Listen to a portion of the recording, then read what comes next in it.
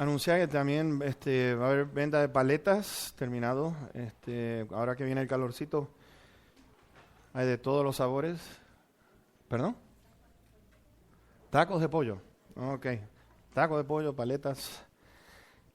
Y gracias al Señor que vamos alcanzando nuestros objetivos para el nuevo edificio.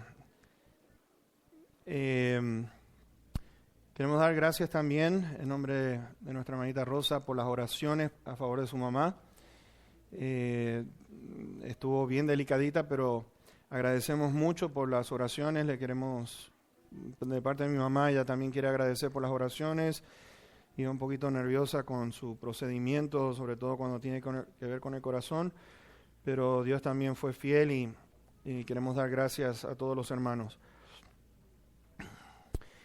Lucas capítulo 16, vamos a estar enfocados versículos 1 al 15 en esta mañana, enfocados en una parábola que yo creo que es un poquito inusual lo que vamos a estar mirando en el día de hoy, porque esta parábola, como hay algunas que hemos estado presentando, hay muchísimas preguntas con respecto a por qué el Señor decía ciertas historias que quería compartir con sus discípulos y con aquellos que estaban alrededor. Una de las razones por la cual estoy diciendo esto es porque yo por lo menos me preguntaba qué sentido tenía esta parábola en cuanto a la historia que comparte el Señor Jesús. Y ustedes dirán, pero ¿por qué usted dice esto? Es que el Señor está aquí compartiendo una historia con respecto a un amo que tenía mayordomos y haciendo algo malo, el Señor está alabando a esta persona por algo malo que había hecho. Y yo me cuestionaba mucho y decía, ¿qué es lo que esta parábola quiere exactamente decir? Pero cuando nosotros miremos el tema, sobre todo el mayordomo infiel, vamos a ver por qué el Señor lo dice. Hay una razón.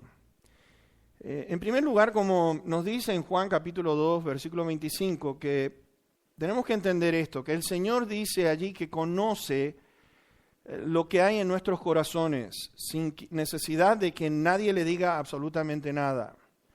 El Señor, cuando estaba presente en frente de personas, tenemos que entender que el Señor sabía exactamente lo que estaba pasando en el pensamiento de estas personas. Dice que no tenía necesidad que nadie, absolutamente nadie, le diese testimonio del hombre, pues sabía lo que hay en el hombre. Interesante notar de que de 40 parábolas que he estado mirando desde que comenzamos esta serie, de 40 parábolas, 13 parábolas tienen que ver con asunto de o tocante al dinero. Y no es una sorpresa porque es lo que domina a la mayoría de las sociedades en el mundo. La gente, por ejemplo, piensa en el dinero, en cómo adquirirlo, cómo lo va a gastar, cómo lo va a invertir, cómo va a pedir un crédito para obtener ciertas cosas que desean. Y si vemos prácticamente las enseñanzas del Señor Jesús desde allí, el Sermón del Monte, podemos ver de que personas por esta razón viven en ansiedad. Viven en ansiedad, en pensar en uno mismo, en ver la avaricia, la idolatría que se tiene con respecto al dinero. O precisamente hemos visto en las enseñanzas del Señor Jesús que en cuanto al dinero produce orgullo en ciertas personas en cómo lo obtienen. Y el Señor prácticamente desde que estaba llevando a la nación de Israel desde Egipto hacia la tierra prometida, vamos a ver que el Señor dice, cuídate de no olvidarte que la bendición viene de mí. No te enorgullezcas en cuanto a que tú digas o vayas a decir esto lo obtuve por mí mismo. Otra cosa interesante que noté es que en esta semana es que la Biblia tiene alrededor de 2.200 versículos que tienen que ver con el dinero. Lo más importante, cómo ganarlo, cómo obtenerlo, trabajando, nos dice el Señor, nos dice de cómo ahorrar. Podemos verlo en Proverbios 21, versículo 20, o en el capítulo 30, versos 24 y 25. Tercero, puede venir por medio de una ofrenda, que alguien quiera ofrendarlo a otra persona. Pero lo peor que nos dice la palabra de Dios, de acuerdo a lo que Pablo, por ejemplo, le comparte a Timoteo, lo peor que puede haber es el amor al dinero, tener amor por el dinero. El amor al dinero, nos dice Pablo allí en 1 de Timoteo 6, sobre todo versículo 9 en adelante, nos dice que el amor al dinero es destructivo. A las personas trae destrucción, trae perdición. Interesante con este asunto ¿cómo se llama? Robin Williams.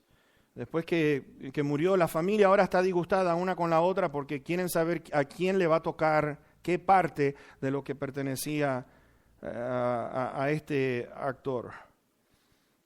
La palabra de Dios nos dice también allí en 1 de Timoteo de que es raíz de todos los males. Produce orgullo, produce falta de confianza en Dios, el ser indiferente a las necesidades del ser humano. Podemos verlo eso vez tras vez. Para mí, vuelvo a repetir, no tendría que existir pobreza en ninguna parte del mundo. Gobiernos que quieren ser nada más que estar en una posición política para poder llenarse los bolsillos de dinero, mientras que la gente está sufriendo. Eso es algo injusto. Y vamos a ver aquí de que hay un mayordomo que es un hombre injusto. Este hombre hacía desfalco, hacía fraude, cometía fraude, robaba dinero o bienes que pertenecían a otras personas. A pesar de esto, el Señor Jesús quiere presentar un principio espiritual muy positivo para cada uno de nosotros en el día de hoy. Y vamos a estar comprendiendo un poco a medida que empecemos a tocar los puntos. ¿Por qué? Porque este hombre rico que vemos aquí en esta historia nos va a sorprender mucho su manera de elogiar a este mayordomo que es un hombre injusto, de que hacía desfalco. Sin embargo, vamos a notar una cosa. Ustedes se acuerdan que hemos estado mirando, por ejemplo, en el capítulo 15, ¿se acuerdan ustedes? Que se acercaban a Jesús todos los pecadores y todos los publicanos que querían escuchar al Señor Jesús. Y el Señor presenta parábolas, la moneda perdida, la oveja perdida, el hijo pródigo, y está hablando porque esta gente estaba disgustada con el Señor, estaba molesta de que estuviera acercándose a este tipo de personas. Pero aquí en el capítulo 16, fíjense ustedes en el versículo 1 que dijo también a sus discípulos. Ahora está hablando a sus discípulos esta parábola, esta historia. Así que podemos notar una cosa que es para los discípulos, no es para los fariseos y los escribas. Y la pregunta que nos tenemos que hacer es, ¿qué es lo que quería enseñar entonces el Señor Jesús a sus discípulos?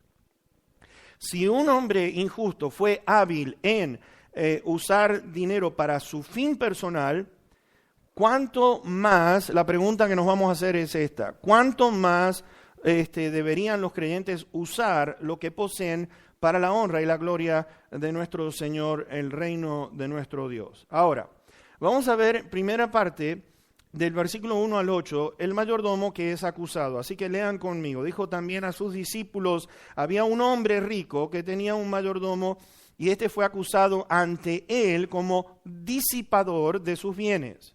Entonces le llamó y le dijo, ¿qué es esto que oigo acerca de ti? Da cuenta de tu mayordomía, porque ya no podrás más ser mayordomo. Entonces el mayordomo dijo para sí, ¿qué haré? Porque mi amo me quita la mayordomía. Cavar no puedo, mendigar me da vergüenza. Ya sé lo que haré, para que cuando se me quite de la mayordomía, me reciban en sus casas. Y llamando a cada uno de los deudores de su amo, dijo al primero, ¿cuánto debes a mi amo? Él dijo, 100 barriles de aceite. Y le dijo, toma tu cuenta, siéntate pronto y escribe 50. Después dijo a otro, ¿y tú? ¿Cuánto debes? Y él dijo, 100 medidas de trigo. Él le dijo, toma tu cuenta y escribe 80.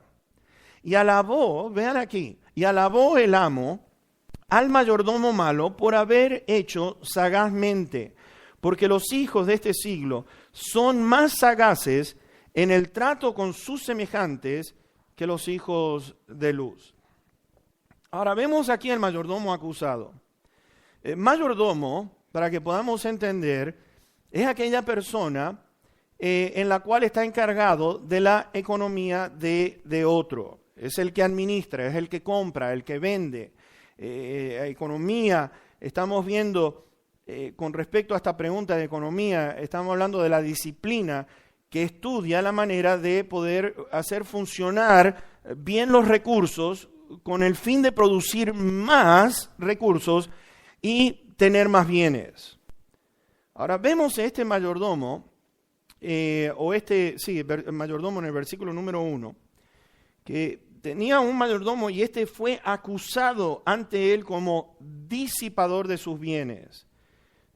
O sea, una persona que hace disipar los bienes quiere decir que hacía desaparecer los bienes de otro.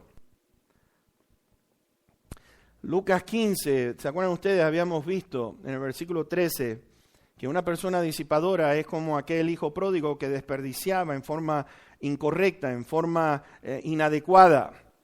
Y este fue acusado de tal manera, mis hermanos, que este mayordomo, sin duda, es lo que estaba haciendo, porque no se defiende, no le dice al hombre rico, no, eso es una mentira, sino que él sabe muy bien que lo pescaron en el acto.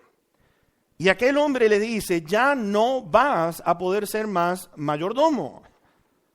Y al no presentar defensa, como estamos diciendo, y tener que declarar o dar cuenta de su trabajo, estamos viendo cómo ahora el Señor dirige esta historia hacia sus discípulos porque hay una gran lección. Ahora, ¿cuál es la gran lección? Vamos a ir a Primera de Pedro en el capítulo 4 y versículo número 10. Primera de Pedro, capítulo 4 y versículo número 10. Y vamos a anotar allí con respecto a esta lección en cuanto a lo que tenemos que entender, la enseñanza que Jesús estaba tratando de dar a sus discípulos y darnos a cada uno de nosotros. Porque fíjense, aquí 1 Corintios 4, verso 10 dice esto. Cada uno, está hablando de todos nosotros, cada uno, según el don que ha recibido, ministrelo a los otros como buenos administradores de la multiforme gracia de Dios. Fíjense, está hablando cada uno. Ahora, cada uno, hay una palabrita allí que dice según. La palabra según tiene que ver con el origen, tiene que ver con lo que se va a hacer, tiene que ver con el don que ha recibido. Y uno puede aceptar lo que nos ha dado cuando hablamos de que a cada uno ha recibido esto. ¿Me entienden? Entonces, podemos notar una cosa con respecto a que no es solamente dones espirituales, sino está hablando de todo aquello que proviene de nuestro Dios. Vayamos, por ejemplo, a 1 Corintios ahora y capítulo 12, y versos 6 y 7. Capítulo 12 de 1 Corintios y versos 6 y 7. Fíjense en que lo que nuestro Dios nos da es con qué fin. Y fíjense allí, versículo 6 nos dice, y hay diversidad de operaciones, pero Dios que hace todas las cosas en todos es el mismo. Pero a cada uno, fíjense, a cada uno le es dada la manifestación del Espíritu, ¿para qué? Para provecho. Para provecho. La manifestación del Espíritu para provecho. Ahora, ¿qué es lo que dice? En el versículo número 8, ¿qué es lo que manifiesta el Espíritu Santo? Nos dice algunos palabras de sabiduría, a otro palabra de ciencia, según el mismo Espíritu. Está hablando de ciencia, está hablando de la capacidad de pensar, escudriñar la palabra de Dios, de examinar con cuidado lo que es de Dios. Ciencia también tiene que ver el conjunto de conocimientos sobre este Dios, y por observación lo que hemos visto y todo aquello que esté relacionado con Él. Ahora, ¿para qué Dios nos da? Y tenemos que entender una cosa. Estamos hablando con Fidencio y con el hermano José en esta mañana con respecto a todo lo que hacemos aquí. en lo que respecta a agrandar el edificio. ¿Por qué agrandamos el edificio?